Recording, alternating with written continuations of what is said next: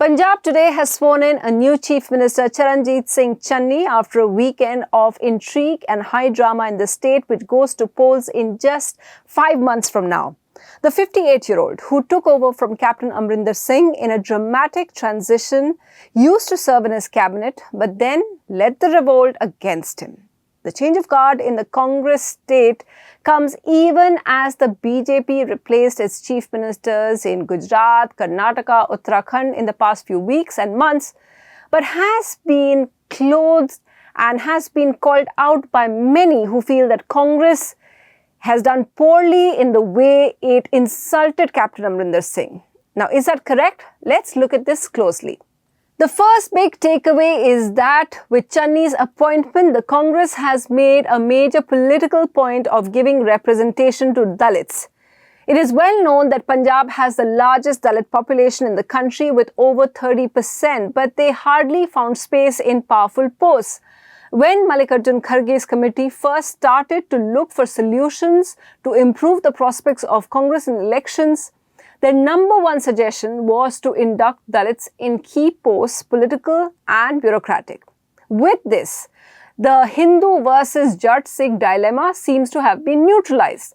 Even BSP chief Mayawati congratulated Channi but qualified that by saying that he's just been appointed as a poll gimmick. The Congress points out that it may be a poll gimmick, but out of the 8 Dalit chief ministers appointed since independence, Congress has appointed the most and the BJP has appointed none. So it's a powerful signaling that they've done.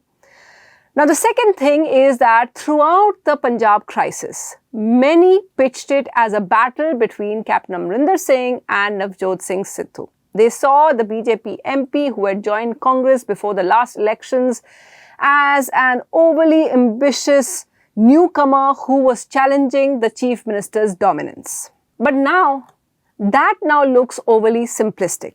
Sidhu certainly undermined the chief minister in his constant barbs in public without admonishment from Delhi. However, speaking to MLAs, MPs and Congress leaders seems to indicate that they felt the captain had the wrong kind of baggage for the party. He hadn't delivered on the promises he made in 2017. Even the entire process of choosing chief minister, Sidhu had nothing to do with it. The only role that he played in Channi's appointment was that he vetoed any chances of Sukhjinder Singh Randhawa as chief minister, arguing that there was no point in having 2 Sikhs in 2 main roles in the state, him as the PCC chief and another Sikh as the chief minister. So Randhawa is now one of the deputy chief ministers and Sidhu continues in his role which is going on to the polls. But his relevance and his importance seems to be put into perspective with this entire move. Now, the next thing that we can see is that from this entire episode is that good or bad, it has been Rahul Gandhi's decision. It indicates that after relinquishing his post in 2019 as party chief and forcing Sonia Gandhi to come back as interim boss, the Wayanad MP is now not afraid of owning up to his choices. Insiders told us that while summoning of MLAs in Delhi was the first indication that the captain no longer enjoyed the confidence of the top leadership, the praise of Jallianwala Bagh, where Rahul Gandhi criticized its renovation and Captain Amarinder Singh said it looked nice to him, that was the moment that sealed the deal and Gandhi decided that Captain Amarinder Singh had to go, and that's when they started consultations on who should take over. His first choice was Ambika Soni, who turned down the offer citing health reasons. Now, whether this choice of Channi works out or not, it will be Gandhi's cross to bear. Now, the next thing is that one of the instances which many point out is that while the top leadership always reserves the right to step in, the Congress did it in poor form. Was it right to humiliate the person who came in at the last minute in 2014 to win a prestigious seat like Amritsar and have a good showing?